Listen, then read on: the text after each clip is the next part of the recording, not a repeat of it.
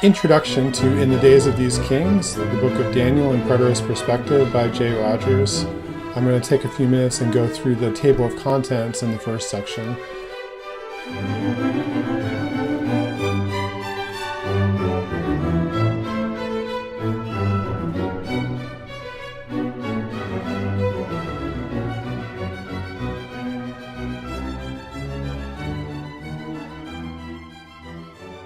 Okay, I was just saying that I hold a view in this book that I call the Julian thesis. Many preterists, including James Jordan, another guy named Farquharson, another guy named Philip Morrow, hold something called the Herodian thesis, which is that the king who exalts himself in Daniel 11:36 through 45 is Herod. That would be Herod the Great. John Calvin believed that it was the Roman emperors, specifically beginning with Julius Caesar, and I find a lot of what's written in 11:36 through 45 to specifically refer to the war, the civil war that Caesar had between himself and Pompey, and later the king of the south, which would be the Ptolemaic kingdom. And I consider this to be one of the most important parts of the book because this has never really been fully developed before. I call it the Julian thesis. So then we get into Daniel chapter 12, which is the time of the end. This is another controversial part of the book. Does it refer to the end times or does it refer to the first century? I hold the view that it refers to the first century.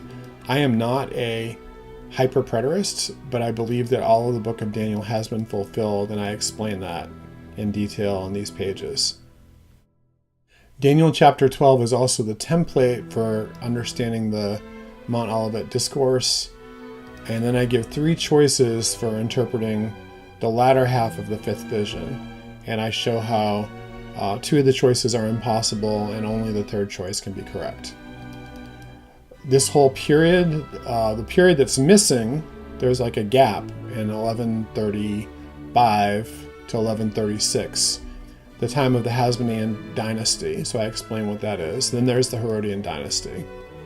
And one of the interesting things about reading the book of Daniel this way, and also reading the book of 1st and 2nd Maccabees, is that you have to really understand this time period from the Hasmoneans all the way through the time of the Herods to understand what's going on in the New Testament. Who are the Sadducees and the Pharisees and so on, who were the Herods, and why was that such a big deal for the Jews. At some point I'm going to be publishing a book, and it's going to be called The Hammer, A Protestant Looks at the Book of Maccabees. There were whole sections of my book I had to cut out. One of the things that I did was I wrote a harmony of the book of Maccabees, 1st and 2nd Maccabees harmonized. I had looked for such a book on the internet, and I could not find one, so I wrote one myself. It's only about 40 pages, but I want to really flesh out some of the things that I wrote about this time period. And then I also want to get into this second period down here. I'll explain that in a minute. The Jewish pseudepigraphal apocalyptic literature also occurred during that time too. Then I get into a section on the 12 Caesars. One of the major theses of my book is that Julius Caesar fulfilled the role of the king who exalts himself, which is Daniel 11:36. And I explain how that whole history from the time of Pompey and Julius Caesar really show that there was a very strong fulfillment of those prophecies. And then I show how each one of the kings of Rome, from Julius Caesar through Vespasian, are like one of the 10 horns of the beast.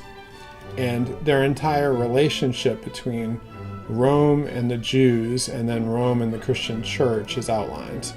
And there's a lot of really interesting historical facts that I just found completely fascinating, especially when we get into the time of Nero, Vespasian, and Titus. And like I said, this is probably going to be a separate book in itself, and I'm going to publish it in color. It's going to be almost like a graphic novel, where I have each one of the characters and show how they fulfilled this role of being one of the horns of the beast in both Daniel and in the book of Revelation. It could be a separate book in itself.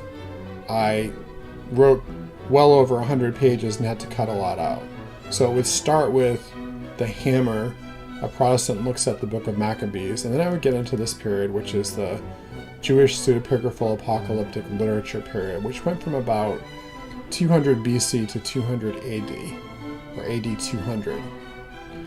And the Christian church very early on picked up on this idea that Nero was the beast, but they still held to a futuristic, like a premillennial version of eschatology, which is what the Jews taught. And then they applied it to Nero, but they said Nero was going to rise from the dead and become this Antichrist figure at the end of time. And so from the very beginning, people understood that Nero related somehow to the book of Revelation and to the book of Daniel, although futurists believed it, and they had their kind of peculiar Jewish spin on it, which was premillennialism is actually a Jewish eschatology.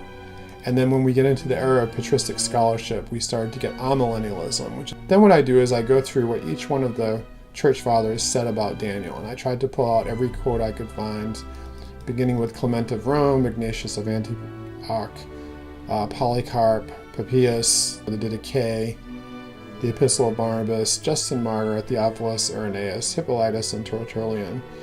And almost universally, all of these people, beginning with Papias all the way through Tertullian, were futurists. They were premillennialists. We don't know for certain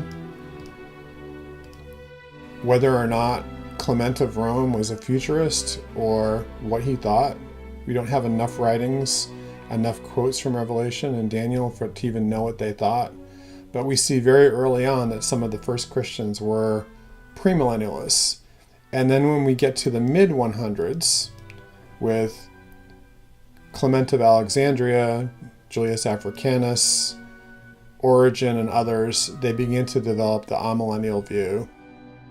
And I would say that Clement of Alexandria was the first preterist on the book of Daniel, and then they began applying preterist interpretations to Matthew 24 especially, and then some preterist interpretations to the book of Revelation.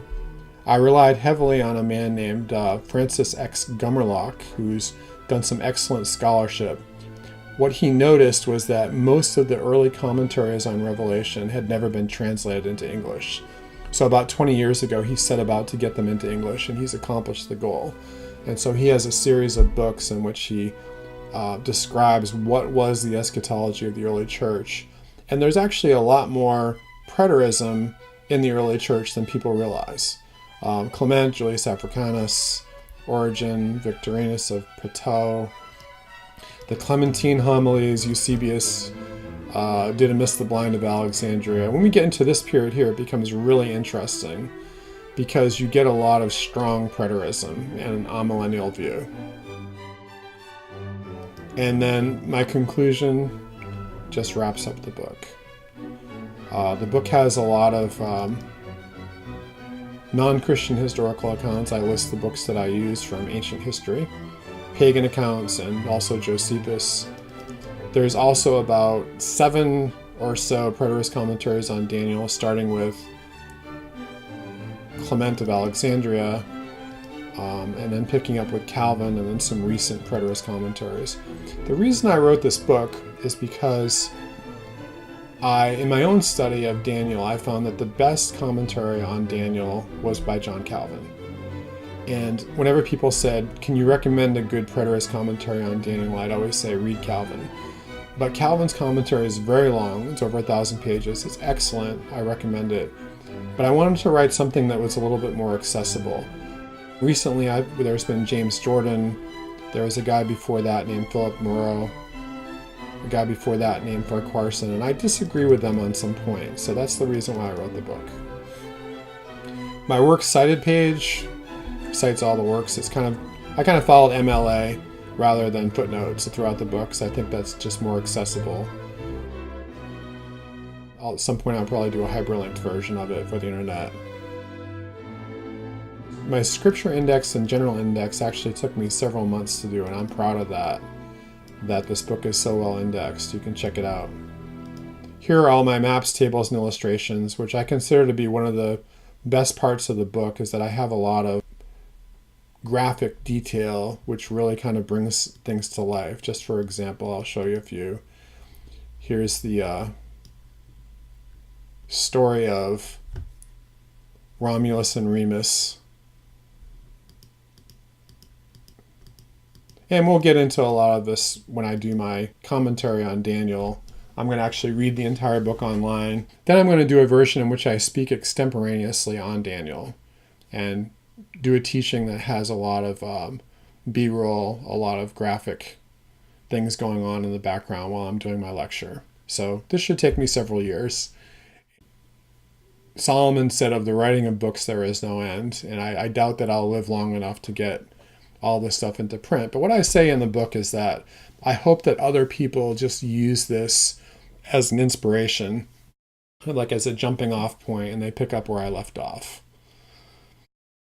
So I will conclude with my introduction. Part 2 of this will be the preface.